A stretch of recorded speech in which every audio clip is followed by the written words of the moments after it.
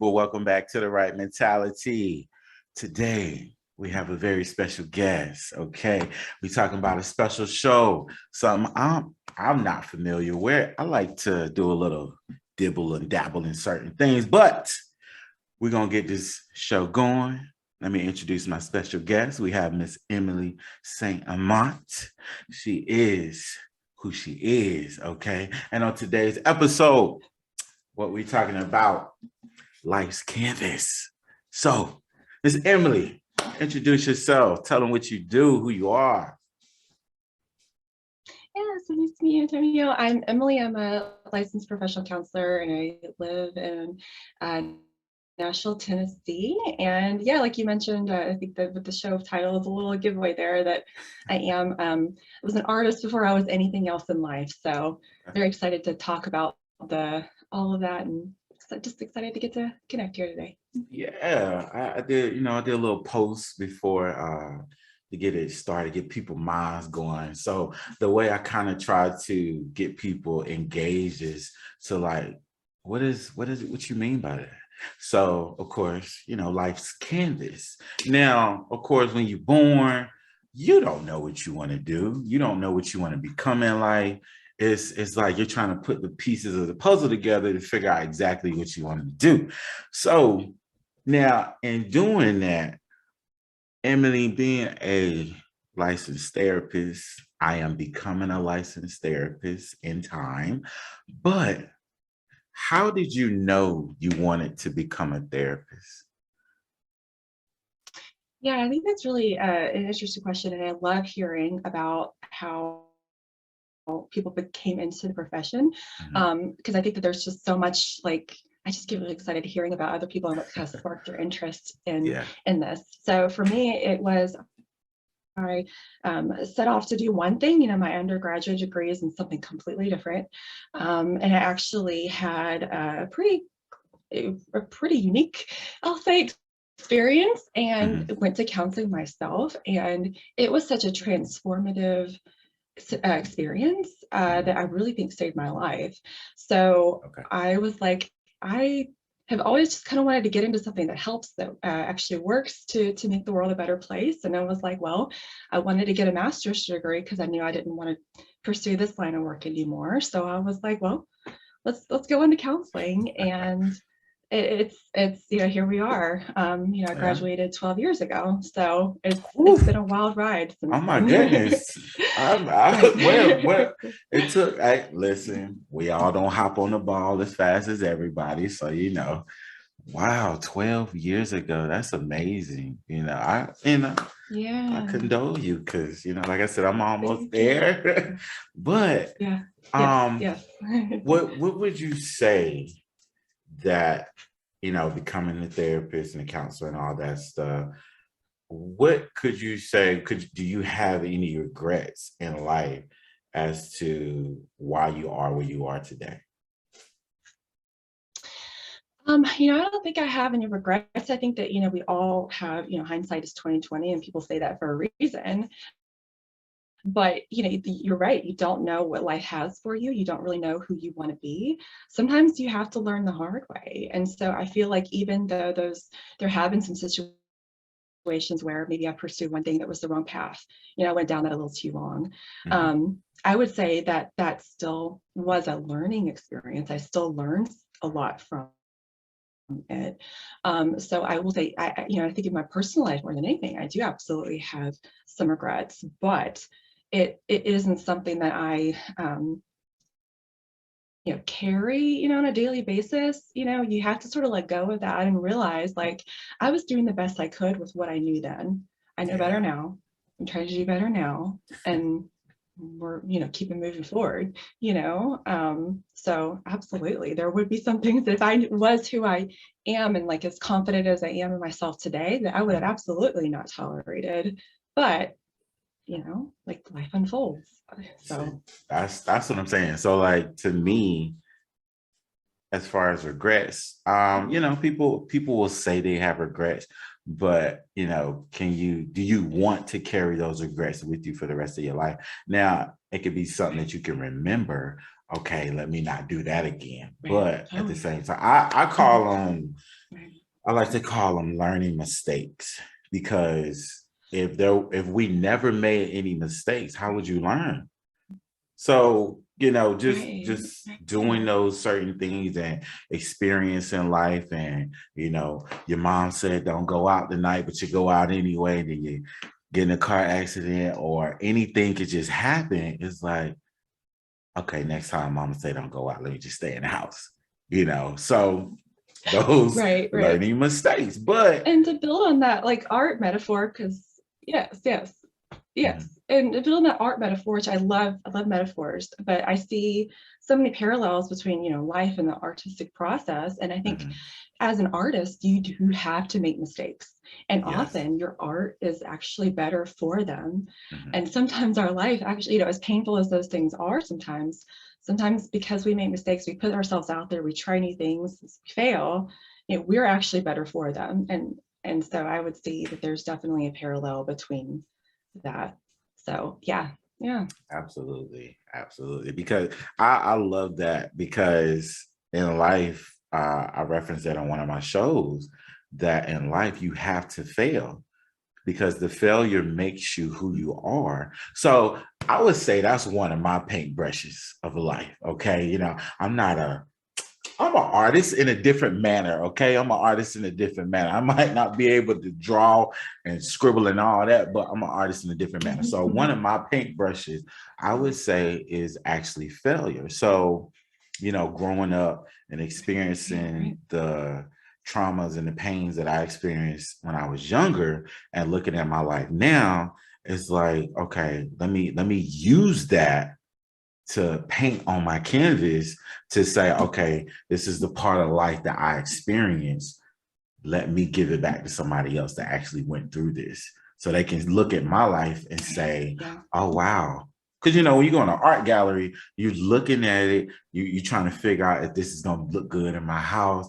Do I really want it? What does it represent? Let me show you what I represent. So what do you feel Right. your Yeah. paintbrushes are in life? Yeah, I would say the willingness to, again, you have to take the risk and potentially fail, and you have to take the risk to do something new and to step outside your comfort zone. And I think that, I think it's Tina Fey that said, say yes and then figure it out. Um, I would say that, like, just, you have to have a certain level of tenacity to say, no, I've not done this before, but maybe I can. And I think that that's what sort of led me to, where I am in my life in several different ways, is that like willingness to put myself out there, willingness to step out of that thing that feels really comfortable, that I have mastered, right? Like Mhm. art, I mastered the style of art. So let me try something, painting versus, sculpture, right? Like, let me keep growing. Let me keep trying something new. That's amazing.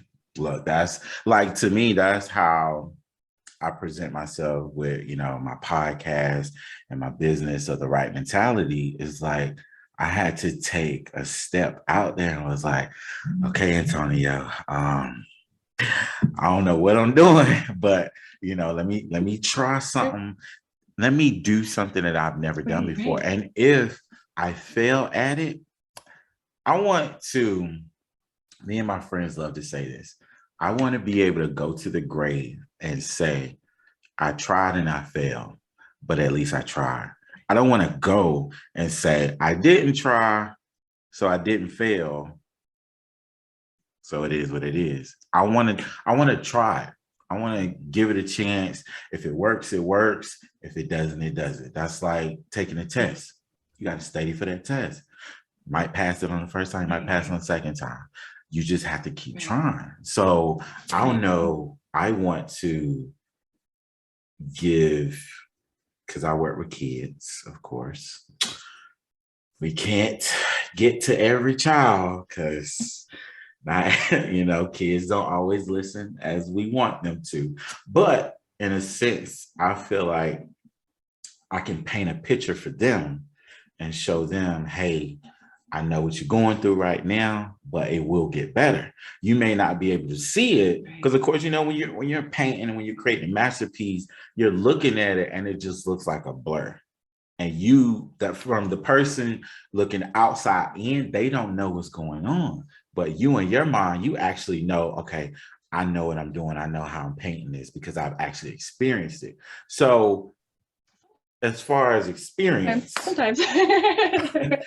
as far as experience, do you have an experience in life that you can give back to someone else? Yeah, I will say I think I had the first thing that kind of comes to mind was when I was in my graduate program, and I actually had to retake one of my courses because I didn't turn in one paper on time. So it was a whole thing. Yeah. So I think, looking back at like the situation I was in, the amount of stress, I was taking master's classes. I was in, like working full time. I was 8 hours away from home. I was in recovery from a pretty significant mental health experience. Yeah. And so I look back at that, and I think, that level of like compassion, like for myself in that situation. And I think that, we need to take a step back sometime and look at the bigger picture of what people are going through. Yeah. And to realize, not everyone who seems like they have it together outside looking in is really okay. But then to also know that, there's times where people, maybe impact your life pretty negatively, or you go through pretty negative experiences. That's not the end. Yeah. That you can still actually find success, and that you can still actually find happiness, and prove a lot of people wrong, right?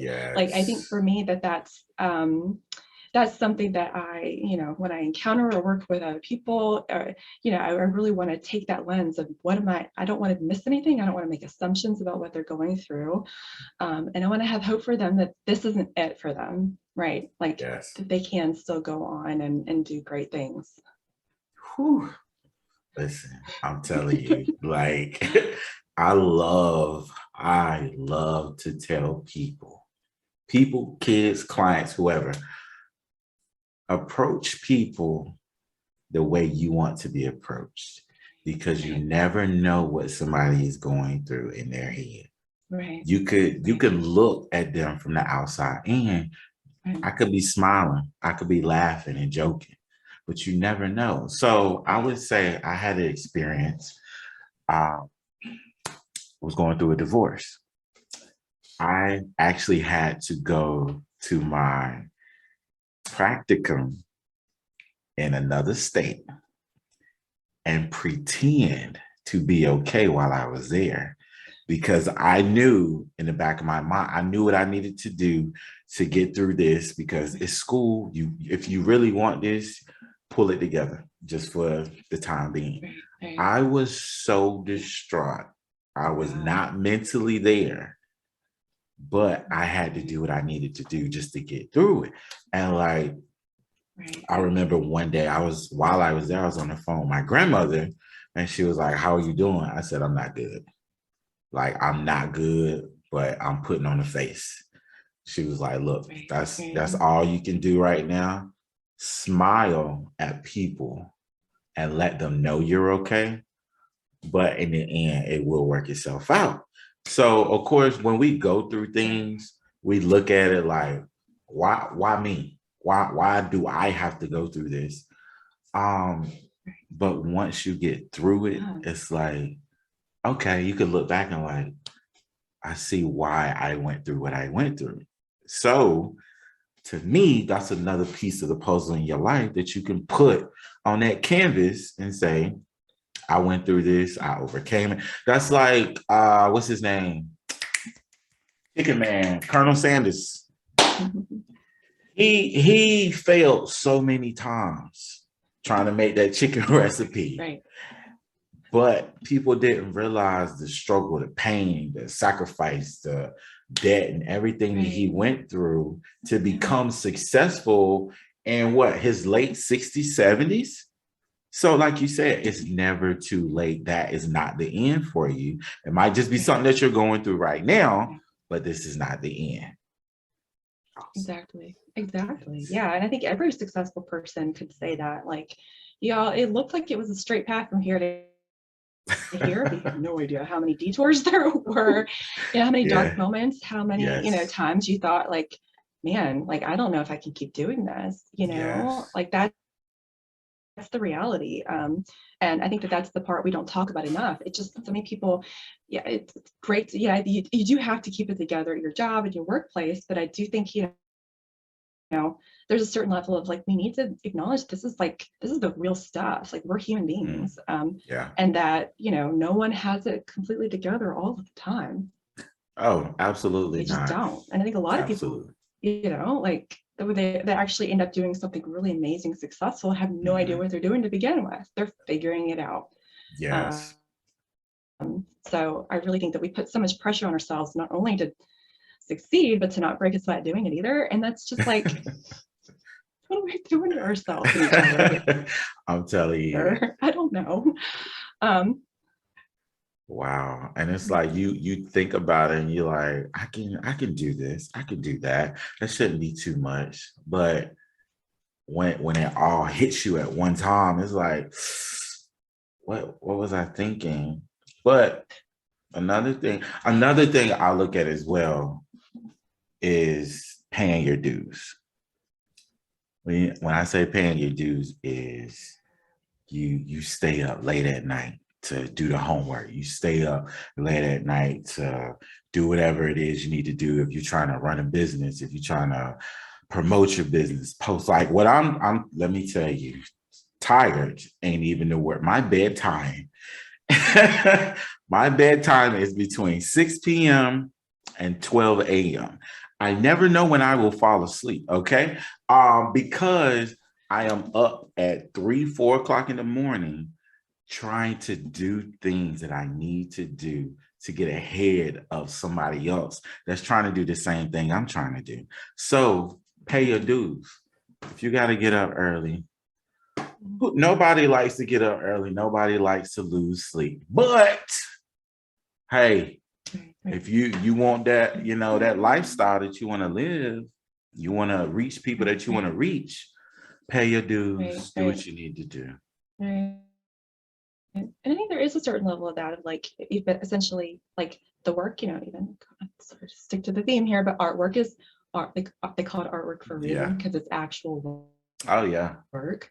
But then you need to do that, but you need to find some balance too, and understand that there are going to be seasons of time where I'm working hard, planting those seeds.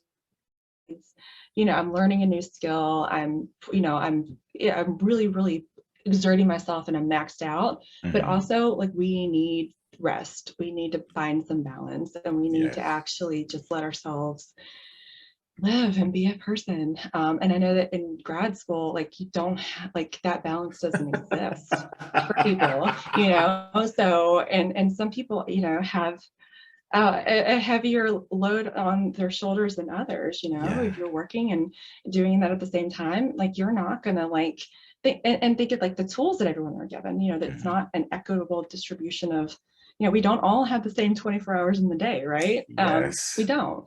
So to cut ourselves some slack, you're doing the best you can with what you have, and that's what you're doing. And to try not to be so hard on ourselves, and to try not to live in this like crisis mindset, because that's stressful. And I'm telling you, as someone who's, essentially a recovering workaholic, it's not sustainable. Yes. It's not sustainable.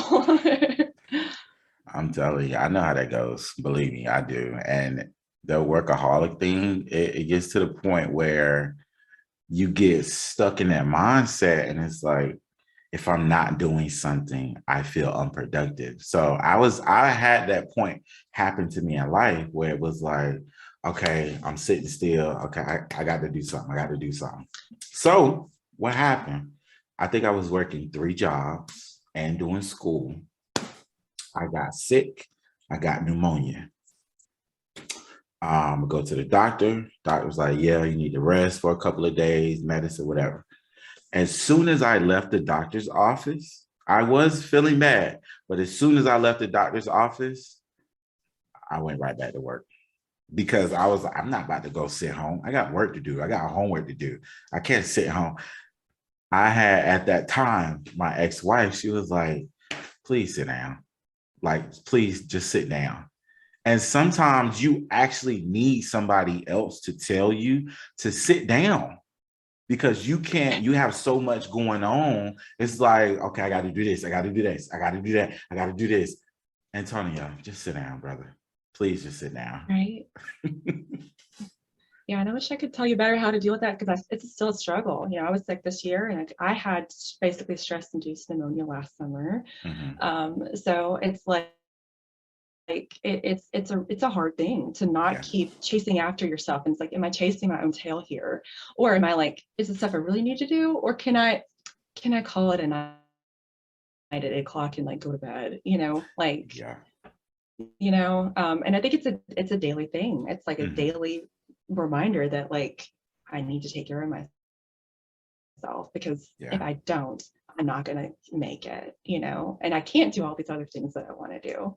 Right. So self-care, good people. Remember that self-care. We got to look, we got to have that. If you don't have that, we do. We do. Right. You don't. Yeah. And I think that, you will you will shut, your body will not let you keep doing it, especially as you get older. Like your body will be just like, you're stopping. I don't care what you want to do right now. You're stopping. So yeah, if I figure out a way to like stop that and be preventive, I'll let you know. I listen. Okay, that works for me. Listen, good people. We got Miss Emily on the show today. I appreciate you so much for coming on, speaking your piece, talking about this artwork, this canvas, how you painted yours, how I painted mine. Remember, good people, figure out how do you paint your canvas in life, okay? Now, remember to catch us Mondays, Wednesdays, and Fridays on Anchor, okay? Now, Miss Emily, where can you be reached at? Where can they contact you? Pretty active on Twitter, Emily the Saint. Not trying to be tongue-in-cheek there. My last name's Lily Saint Amar. That was my nickname. That's the only nickname I've ever had that stuck. Okay. So there's that. So yeah. All right. Thank you. Like I said, thanks again for coming on. I appreciate you so much. Always remember, good people, keep the right mentality.